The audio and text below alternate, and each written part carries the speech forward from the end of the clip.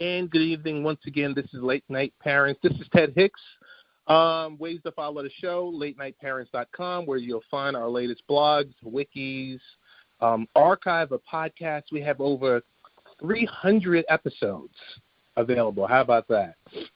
Also, you'll be able to find, if you want to follow us on Facebook, Twitter, I guess we'll put up an Instagram widget so that if you want to click like or follow or friend or all the above.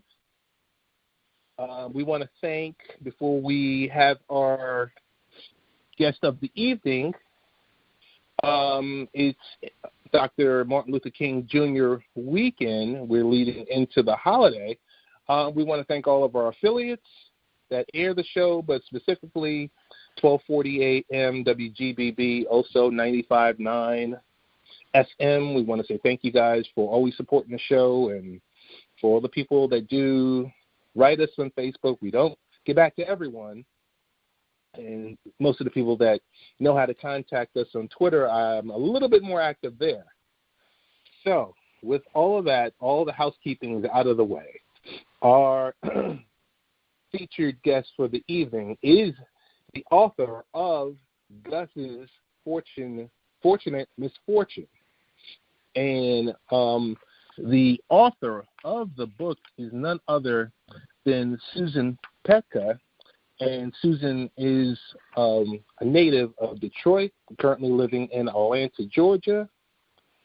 She enjoys great diversity throughout her life. She's a mother of 3, grandmother of 4, and Susan has experienced life as a preschool teacher, a technologist in diagnostic imaging, and the co-owner of a successful wellness center, mediation teacher, and now a published author with the debut of her first book, Gus's Fortunate Misfortune. Susan, how are you doing? I'm really well, Ted. Thank you. So excited. Thank you for taking the time out this evening to talk with us. I'm not sure what we're going to talk about, but I got to tell you, I got to thank the good people at Smith Publicity. They were able to share your book, your new book, and I tell you, while I did not get a chance to read it to my son last night, I read it myself, and I was my wife was asleep. She was half asleep. I'm reading the book. She's like, what's going on here? She's also an educator. She's asking me whether or not, oh, hey, I can share it with some teachers at school. I said, yes, you can, but you can't have the book quite yet.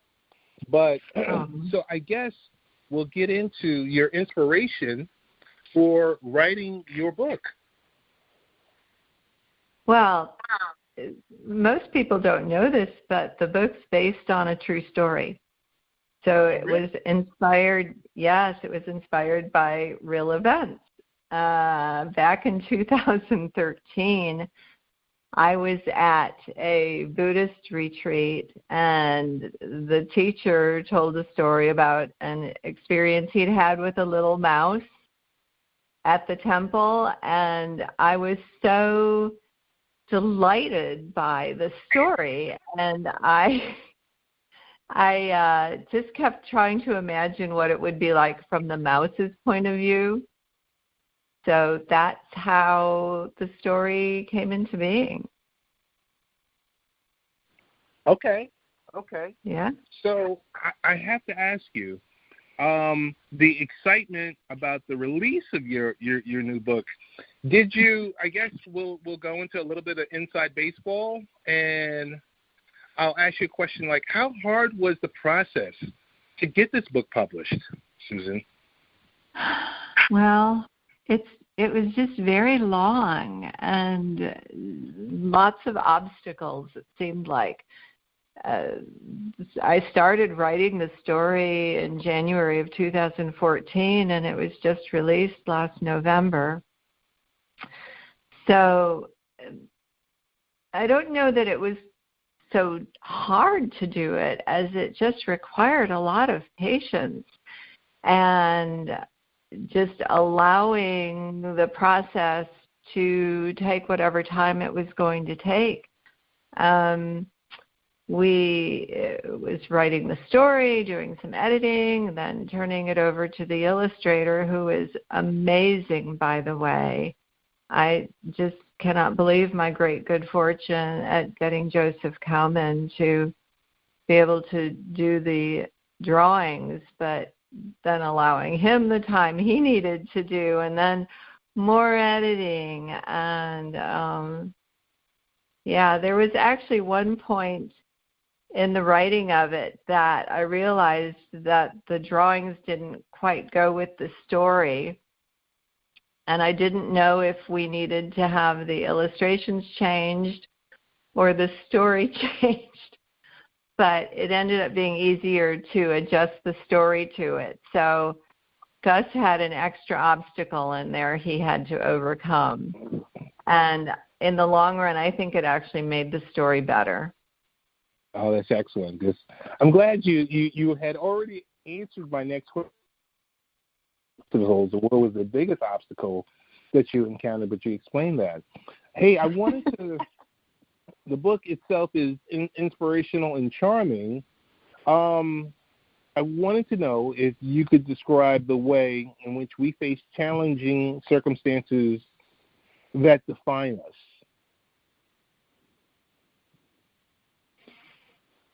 Wow. Yeah.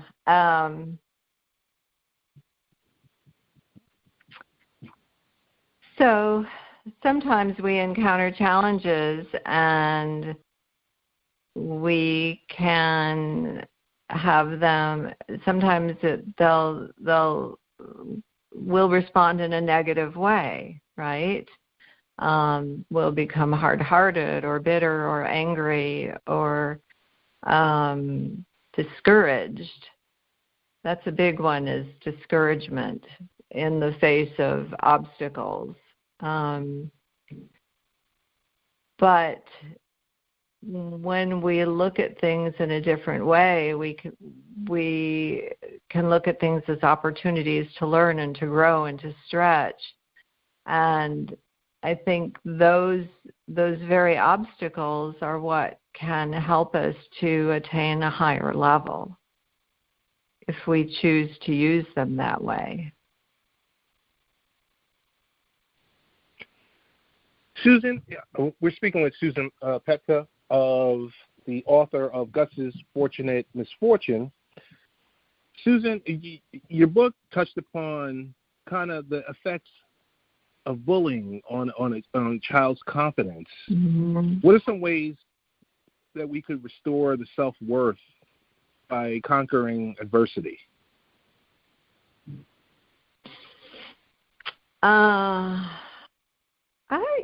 It's interesting. Conquering adversity. I don't know that that's a term I would use. I would say transforming adversity. Okay. But yeah, when kids are faced with those difficult situations, I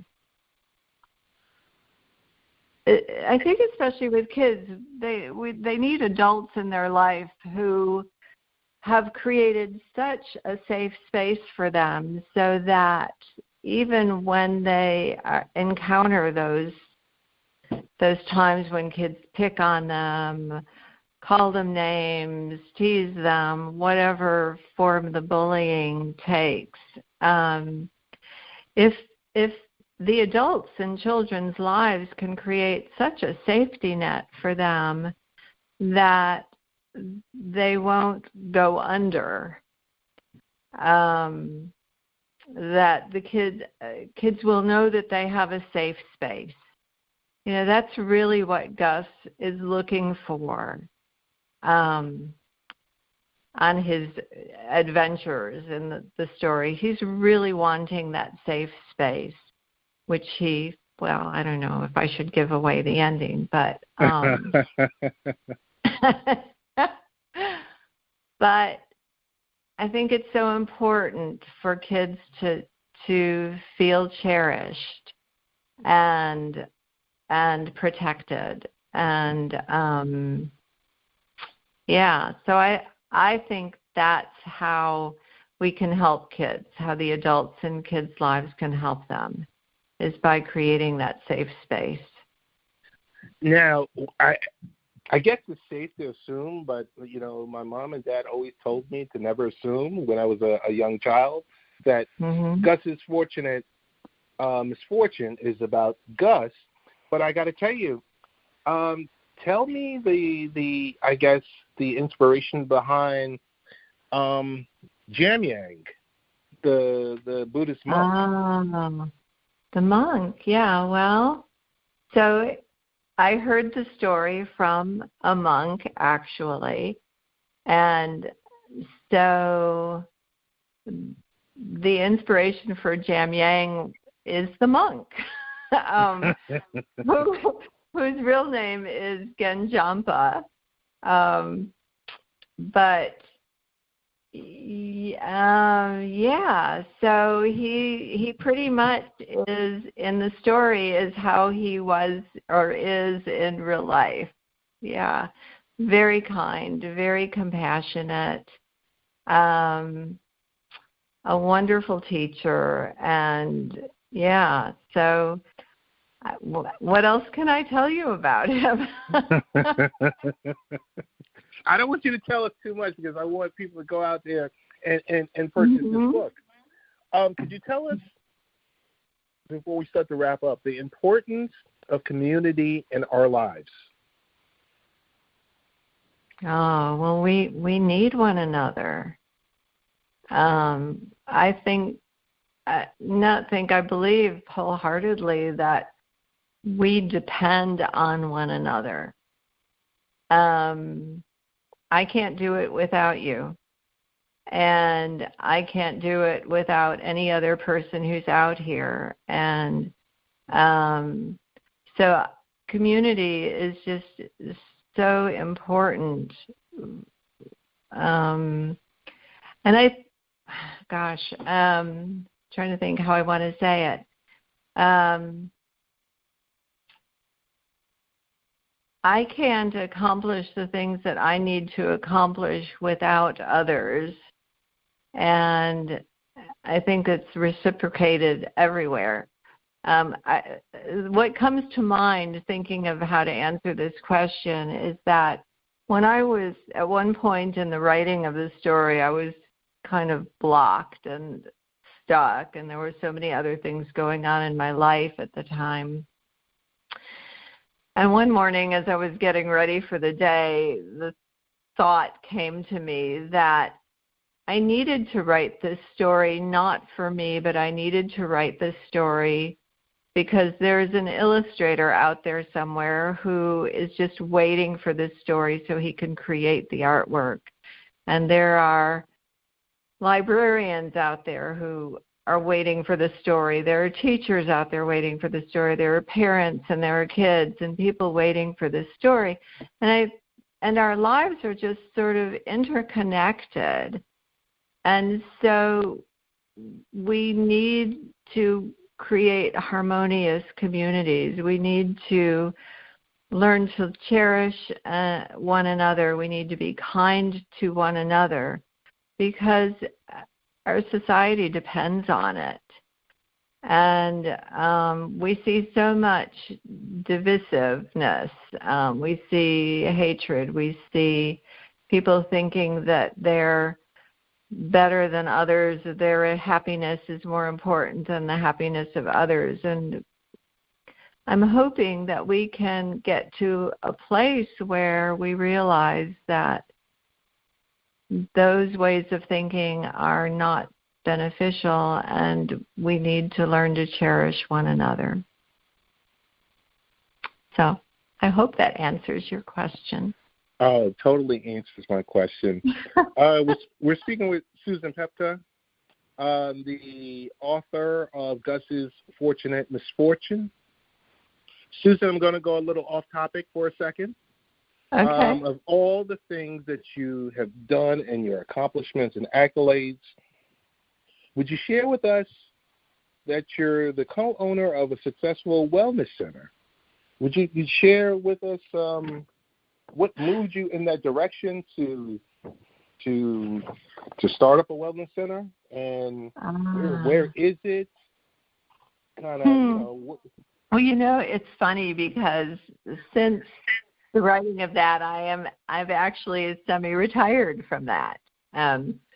So I am still very much involved in the wellness community, but I'm not a co-owner anymore. So it gives me more time for other things. But since the time I was a child, I've always been interested in helping people or helping animals. And so I, at one time, aspired to go into medicine, to go into nursing. I didn't actually do that after I married and had children. Then more practical things came to mind. So my degrees are in nuclear medicine and X-ray technology, but I've always been interested in health and wellness, and the opportunity came up back in, I think, 2005 for me to work at a wellness center, and 3 years into that, the owner wanted to retire, so she offered me and another person if we wanted to purchase the business. So that's how I got involved in that. But it's just one of the things I need to do is to help people. Gotcha. Yeah. Before we wrap up, I do want to mention that within the book, the tone of the book, when we were, as I was reading last night and I was seeing Gus's adventure, we all face fears from time to time. Mm-hmm. Tell us what our reactions to fear can do.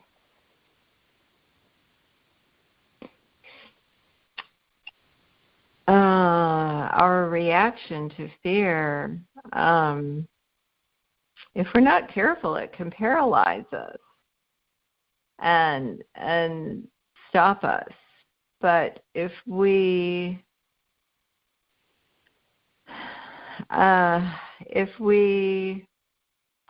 with wisdom understand that so there's some fears that we just need to be really mindful of, like putting your hand on a hot burner or running into a busy street, right? Some of those fears just help us to survive in this world. But other fears are irrational, and we can respond to those fears by understanding that they're irrational. And in the case of kids, it is important to have adults in their lives who can help them to work through that. But looking at your fears, understanding that this fear is an irrational fear and it's paralyzing me, and I don't need to be paralyzed. I just need to find a way to work through this fear so that I can move forward, right? Yeah. I hope that if that answers your question. Oh, yes, it does. I just want to tell you, your book, it's going to take young readers because, we want to create and generate as many young readers. But I will tell you, I might not be a youngster, but you took me through a journey, which is pretty exciting. And it kind of took me, and I followed Gus on his quest to find his way to turn that very bad day into a hopeful new beginning. So I definitely want to thank you for, taking the time out for this evening. Want to know best ways to find your book. Well, the book is available. Yes, the book's available on Amazon. And right now that's probably the best way to get a copy of the book. I will be doing book signings, but unless someone's coming to Woodstock, Georgia on March 3rd,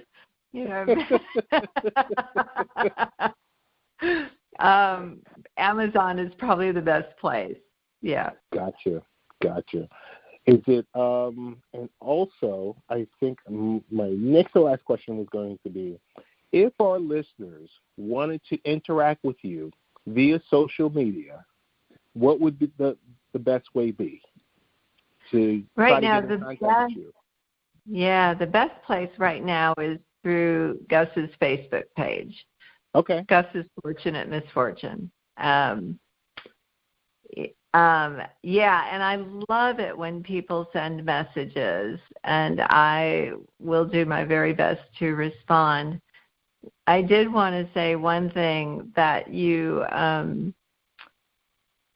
when you said that you enjoyed the story, the book is a children's book. There's no doubt about that, but it's a book for everybody. Right. Yeah. A friend of mine, when she was helping me with the editing, and after she read it, she came to me and she said, Sue, it's really not a kid's book.